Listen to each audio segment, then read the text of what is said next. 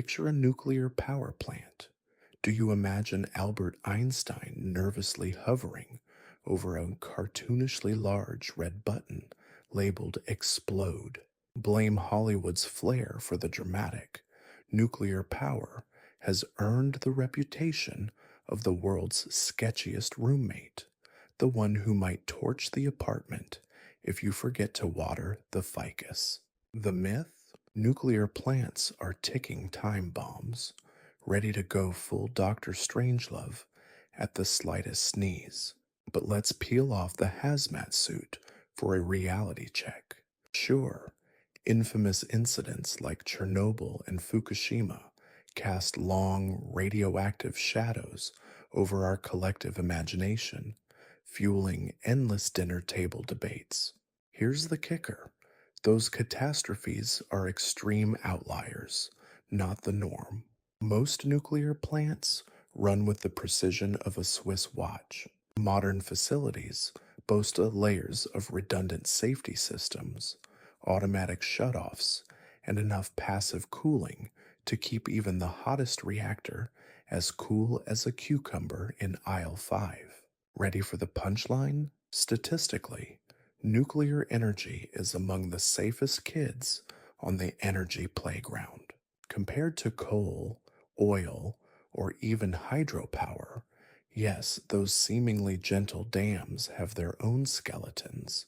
Nuclear's accident record is downright dull. If reactors were really ticking time bombs, Homer Simpson would have set off a dozen by now, and Springfield would be a glowing crater, courtesy of Matt Groening's merchandising empire. So next time you pass a nuclear plant, spare yourself the disaster movie soundtrack. The real ticking time bombs are probably your overheating phone battery or that office microwave burrito spinning ominously. Let's save the souffle level suspense for the Great British Bake Off. Nuclear plants? Not so dramatic. Understanding the dangers of nuclear power leads many to believe that radiation contamination is an unending threat. If you think a nuclear blast turns every city into a glowing wasteland for millennia, you've clearly binged too many post-apocalyptic flicks and maybe taken interior design cues from The Simpsons' radioactive green rods.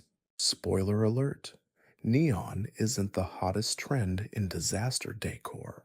Pop culture loves its mutant turtles and eerie glows, but real nuclear fallout?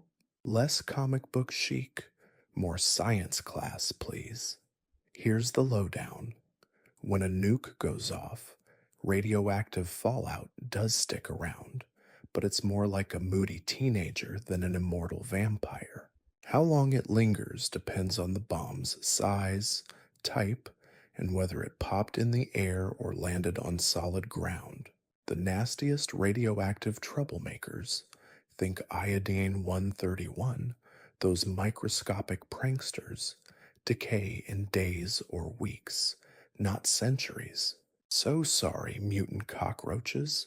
Your reign of terror is more of a very long weekend. Sure, some stubborn isotopes, cesium 137 and strontium 90, were side-eyeing you, can crash the party for decades.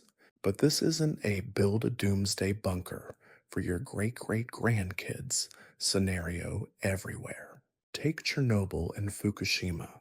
Yes, serious radiation zones for decades, thanks to physics and a dash of bureaucratic chaos. But these are the exceptions, not the global rule. In most nuke-blasted spots, radiation fades to near background levels within years or a few decades. If radiation actually stuck around for thousands of years, even Betty White would be the new spring chicken. So, thinking of relocating to Hiroshima or Nagasaki? Statistically, you're safer there today than trapped in a nuclear disaster movie marathon. And don't sweat the mutant cockroaches. They're far more afraid of humans than they are of radiation. Yet, the origins of nuclear technology trace back beyond power concerns, rooted deeply in military developments.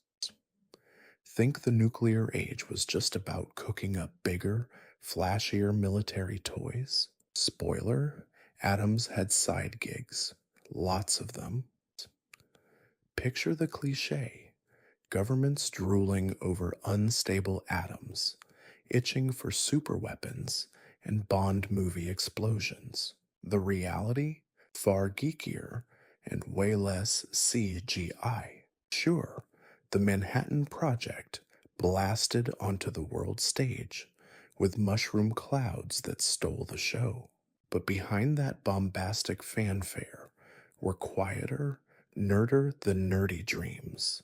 Scientists mumbling about energy too cheap to meter long before anyone cared about their expense reports. While generals fantasized about apocalyptic fireworks, physicists imagined plugging cities into futuristic nuclear power strips. Meanwhile, nuclear fission made a stealthy cameo in medicine because nothing screams progress like slicing atoms to peek inside and zap tumors. Before anyone pushed the big red button, doctors were already prescribing radioactive isotopes. In fact, isotopes hit the pharmacy shelves before atomic bombs hit the briefing rooms. Talk about unintended side effects. Fast forward a bit. Nuclear reactors started powering submarines, ships, and even hopeful daydreams that your toaster might one day run on glowing fuel rods. Sure, governments fueled both warheads and atoms for peace postcards like simultaneous obsessions. If nuclear tech was only about bombs, hospitals would be terrifying places indeed. The kicker? Military might may have jump-started the atomic age, but civilian science quickly sashayed onto the stage. When it comes to nuclear tech, the sword and scalpel have always been rivals, and atoms don't mind playing either role under the spotlight. This military backdrop fostered a pervasive atmosphere of fear during the nuclear era. Imagine growing up thinking your pop quiz might get interrupted by an atom bomb, not the fire alarm. Now that's test anxiety. The classic Cold War kids saga. Half the math class expecting the ceiling to rain radioactive frogs, while they cowered beneath their desks like those glorified plywood panels were Iron Man's latest armor. Pop culture didn't help. Every cartoon featured wide-eyed kids and stiff scientists hollering duck and cover as a clarinet of doom blared in the background. Because, of course, you could fight nuclear fallout with good posture and some plywood. But let's blow that myth to smithereens. Surveys from the era showed people worried more about skyrocketing grocery prices than glowing in the dark. Sure, there were air raid drills and fallout shelter signs hung over some gym doors, but the average American wasn't drowning in daily dread over the big red button. History classes highlight those desk dives, but for most kids, it was just a mildly confusing excuse for a nap. For every child mastering duck and cover, 100 more perfected nap and drool. So yes, the nuclear sword of Damocles hovered ominously, but constant terror, not really. Nuclear anxiety flared during affairs like the Cuban Missile Crisis, but mostly faded into the background hum of everyday life. Turns out, Mom's mysterious casserole was a far more immediate terror in the 60s suburban psyche than any ICBM threat. America danced to Elvis, obsessed over the Beatles, and left fallout shelter chatter to the evening news. Life found a way, all right, mostly to ignore existential threats in favor of dinner. Such anxiety intensified with widespread nuclear testing, which many feared caused irreversible environmental harm. If you think nuclear testing turned Earth into an instant glow in the dark wasteland, let's check that fallout. No radioactive rumor mill required. Sure, the public imagination serves up visions of scorched landscapes, mutant critters, and an atmosphere that doubles as a nightlight. Thank Hollywood and decades of mushroom cloud montages for that. Nothing screams imminent doom like an island sized boom paired with a 1950s narrator intoning, and so, humanity's hubris. But reality? It's looking for better PR. Yes, nuclear blasts churned up some seriously wild radioactive fallout, scattering particles across continents, about as eco friendly as a cactus in a swimming pool. Entire test sites, from Bikini Atoll to Nevada's deserts, got a radioactive makeover worthy of a sci fi set. If you were a squirrel or a scientist, you'd probably keep your distance. Yet, nature did what it does best, persisted, stubborn as ever. Radioactive contamination has steadily declined in many test zones, baffling anyone expecting endless wastelands or, fingers crossed, mutant ant colonies on parade. Instead, we get comeback stories.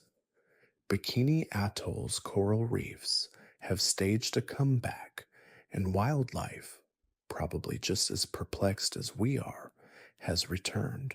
Even Chernobyl's wildlife population is booming, though local squirrels haven't yet mastered their glow in the dark moves. Long term risks linger, especially in soil and food chains, but instant planetary apocalypse?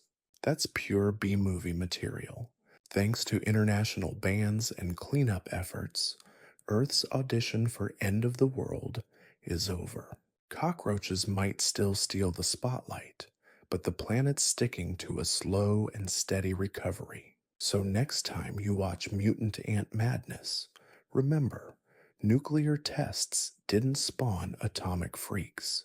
They mostly just left squirrels with some seriously questionable hairdos. The devastating power unleashed by these tests underscored the unmatched strength of atomic weapons. Imagine introducing yourself at a party as the inventor of the biggest firecracker ever. Atomic bombs might earn you the tiniest circle of friends and a lot of awkward silences. There's a pervasive myth that the atomic bomb is the ultimate in destructive oomph, the loudest, baddest, don't make me angry move ever concocted. No surprise, given the vaporization of Hiroshima and Nagasaki tattooed mushroom clouds onto humanity's collective nightmares. History crowned the atomic bomb the godfather of apocalypse. But if weapons were smartphones, the atomic bomb is basically the Model T. Iconic, sure, but everyone's zoomed past it in Teslas and hoverboards. Behind all the drama lurk the bigger, brasher siblings, thermonuclear bombs, also known as hydrogen bombs. If nuclear arsenals were a family, the atomic bomb is the toddler clunking around in the stompy boots of its thermonuclear elders. Take the 1961 Soviet Tsar Bomba, Exhibit A, packing a punch so absurd it made Hiroshima look like a backyard BBQ that got a little too lively. Of course, bragging rights in the realm of obliteration aren't just about kilotons. Today's menu includes kinetic bombardment, rods from God, because apparently dropping telephone poles from orbit is totally a thing, and sleek bioweapons, which sneak around doing their nasty work with unsettling, emotionless efficiency. And don't forget delivery, fallout, and aftermath. Because what's the point of the biggest bang if no one's left standing to see it? So, tempted to crown atomic bombs king of kaboom? Think again. Calling them prehistoric tech is being generous, like putting dial up internet at the top of the tech heap.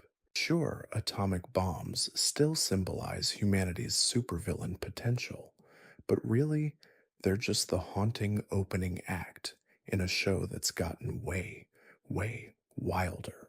Not the best party icebreaker, but definitely your secret weapon at nuclear trivia night.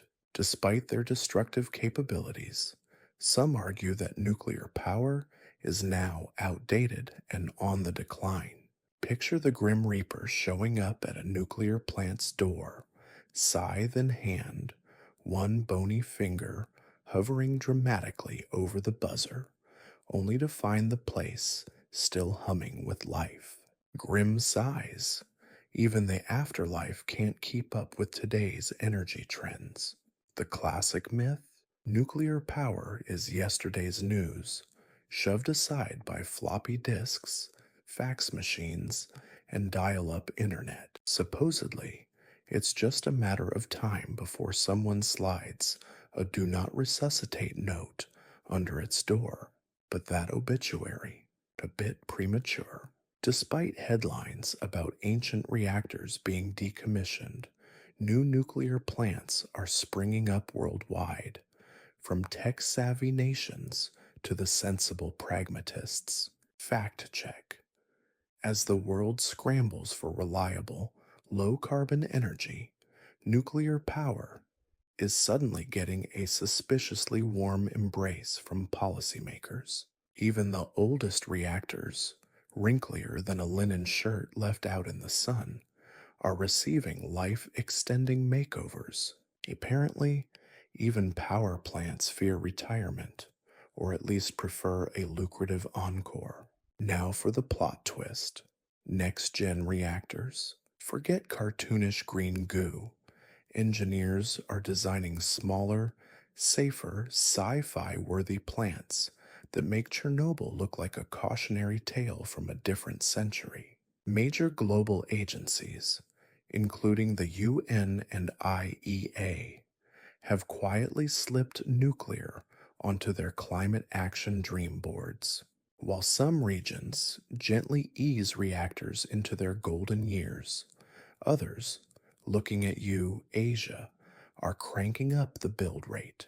Nuclear isn't going out of style, it's just getting a tech glow up. Think of it as the Betty White of energy, seasoned, underestimated, and still shockingly relevant. So, next time you hear nuclear power's obituary, remember, so is avocado toast if you ignore the booming demand. This perception is often coupled with the belief that the nuclear age was driven solely by Western influences. Picture James Bond and Oppenheimer exchanging a high five in Los Alamos. The nuclear age, after all, started as a West only VIP party. Velvet ropes, shaken martinis, and yes, a generous side of existential dread. The popular story is neat and tidy.